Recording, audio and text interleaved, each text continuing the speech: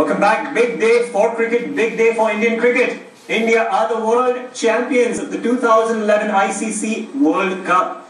MS Dhoni hitting a 6 on the last ball to capstone an emphatic win. We were talking a little bit about the match. We'll analyze both the innings now. Sri Lanka coming into bat, putting up a pretty imposing total, 274 runs, including 63 runs off the last 5 overs of power play, 90 plus runs towards the end. But the start, a little shaky. Mr. Khanna, Taranga and Dilshan coming out, the best opening pair of the World Cup. Taranga involved in 5 double-century opening stands. But the first few overs, just 2 runs off 20 balls for Taranga before Zahir Khan struck in that lethal spell. I think all credit to Zaid Khan and Shrison for keeping the Sri Lankan openers quiet in the beginning. They bowled in the right areas, and probably the strategy of the Sri Lankan batting was not to give wicket to Zaid Khan, and he bowled 3 maidens to them.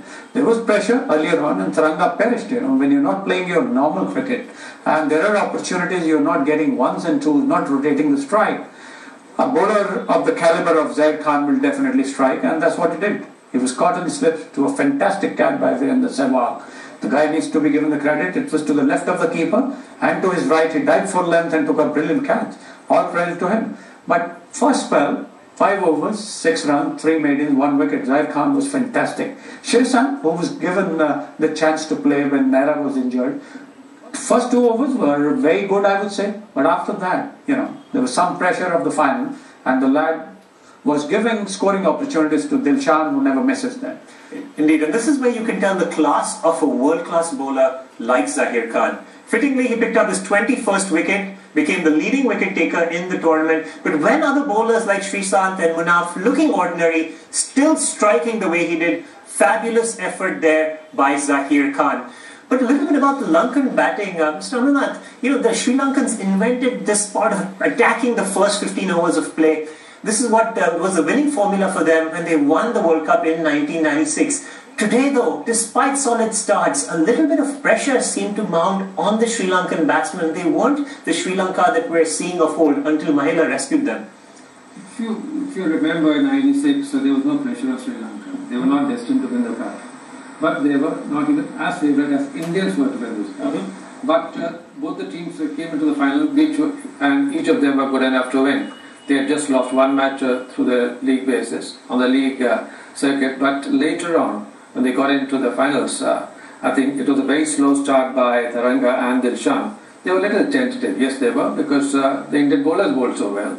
And another thing is there's always a pressure, because you have reached all the way to the finals, and you have been performing so well in the past, and what they needed was a good partnership at the top. It didn't come up, thanks to Zai's bowling. And the wicket also did play a little part, because initially the fresh wicket did help the pace bowlers. Ball was moving a bit, it was carrying to the keeper, and that was one of the reasons the catch taken by Sehwag. He was standing about 25 meters behind, so he could see the ball till the end, and then he just went for it, and it was a brilliant catch in the end. Indeed. Well, the first wicket fell at the score of 17. It was a slow scoring rate for the Sri Lankans, put on just 17 runs of 6.1 overs and just 30 odd runs at the end of 10 overs, their lowest score in the starting power play. But then we started to see a little bit of a partnership between Dilshan and Sangakkara, 43 runs. Tilakratne Dilshan, the highest run getter of the ICC World Cup, looking really impressive till Harbhajan had a beauty of a delivery and got him at that point, Mr. Khanna. I think he was a bit unlucky. He was outside the leg stump, he went for a sweep, ball hit his elbow, then his leg and went to the stump. So there was no great bowling, to be honest, because I watched it happening. And we needed that wicket at that stage, and Harbhajan got it. 60 for 2, they were under pressure. Sangakkara, solid as ever, leading from the front, was batting like a champion. He had Jayawardene, who had not fired in the tournament so far, but for his 100 against Canada. And everybody said that he's a class player with over 9,000 runs. And after Arvind De Silva, they rate him very, very high, And the guy chose the right opportunity today when the team needed. The situation required him to stick around. He's a class act, An elegance personified player who believes in timing the ball, very busy player with the ones and twos, finds the gaps.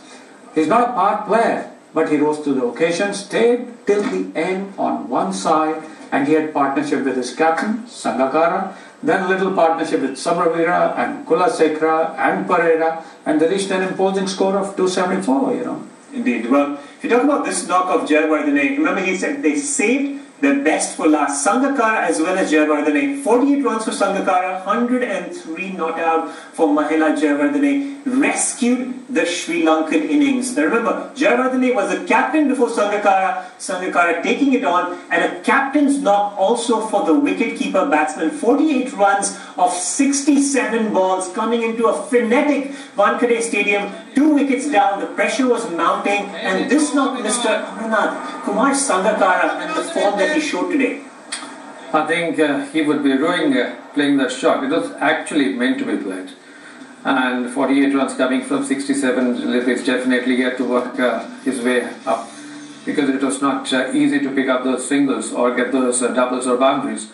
But if you look at the way he got out, I think he'll be very cross with the shot. It was a long hop. He could have hit it, but just missed it, just took an outside edge, and Dhoni took a good catch behind the stumps, and that really put pressure on the Sri Lankan, because had he stayed, definitely runs would have been more on the scoreboard than what Sri Lanka got. Indeed, when he got out, Sri Lanka were in the position of 122 for 3 in the 28th over. The scoring rate fairly good, but again some jitters for the Sri Lankan batsmen because they don't have that solid middle order. Today they did a couple of experiments. In fact, 4 new players tried in today's game. Kapugedra came in, did not score much, 1 run, and that's what it showed. Jayawardene's innings. If you just analyze this innings, 103 runs of 88 balls, 120 strike rate, Mr. Khanna. But you talked about the elegance that he played his shot. Did not look rushed at all. Just beautiful strokes all over the stadium. Finesse and power. He played on the merit of the ball right from the word go. He was timing the ball beautifully, placing it in gap, picking his singles, and whenever an opportunity came, he put the ball towards the boundary, He timed the ball so beautifully and was elated when he got his 100, and his wife telling him to just stay there, don't come home. And he obeyed, like an obedient servant. And what an innings, You sometimes fall short of words to explain. He finished on the losing side, but I tell you, the way he held the innings together, a man who was not in the best of form, like Ricky Ponting did against India, they finished on the losing side.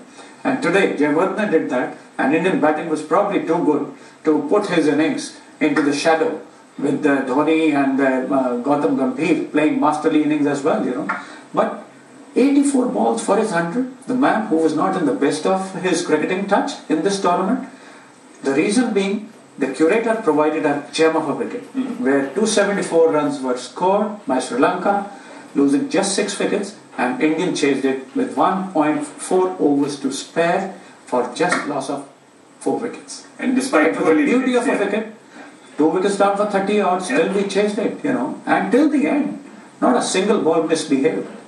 So that was another factor where these batsmen, even if they were not in the best of touch or best of form, still batted like champion. And the bowling looked ordinary. It wasn't actually. It was a great wicket, a great contest. In the end, backed by some outstanding fielding in the circle for the first 40 overs by Indians.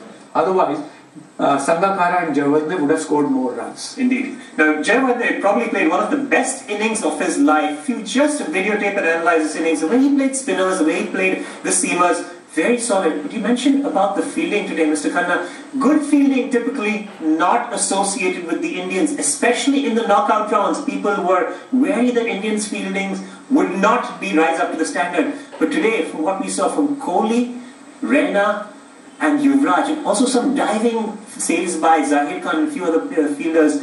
The fielding of India, Mr. Amarnath, your assessment, especially what we saw in the knockout rounds.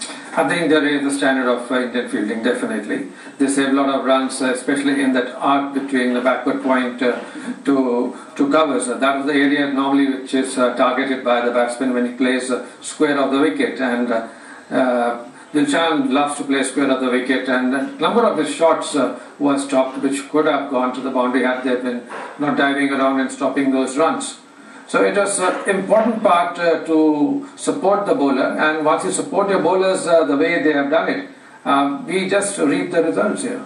Indeed. And the fielding, the bowling, the batting came together for India. Now, a little bit of analysis of what happened in the last 10 overs. Indians doing very well in restricting the Sri Lankan batting. Remember, the Sri Lankans were the most aggressive batters. Their run rate was in check. Till the last 10 overs, 93 runs given up, 63 in the last 5 overs of power play. Actually, right before we analyze that, Yuvraj Singh is now talking a little bit about his performance. Let's cut right over live to see what he has to say. Guru Ram Singh and Guru Ajit Singh and my mother, my parents and my teammates, thank you very much. It wouldn't be possible without your support. And what was going through your mind today? The pressure must have been immense, but you played 2 big games under pressure, Australia and Pakistan, but a final is a final.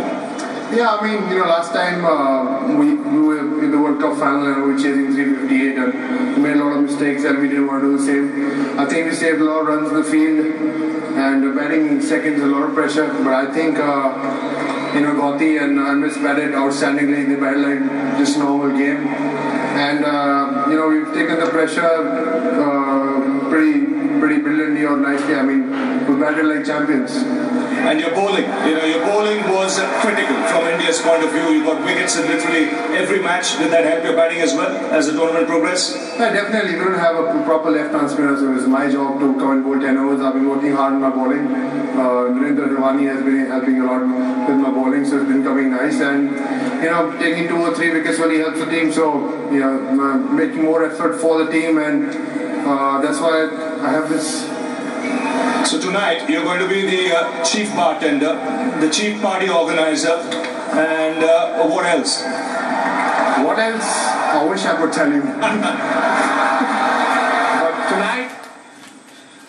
And that was Yuvraj Singh, just announced as the player of the tournament. 4 match-winning efforts and coming good for India, not just with the balla, with the bat, but also with the ball. 15 wickets for this man, stupendous batting, saw India through in this World Cup final. We have more to analyze, including the fielding of India. The players made a difference, but right after the short break here on How's That?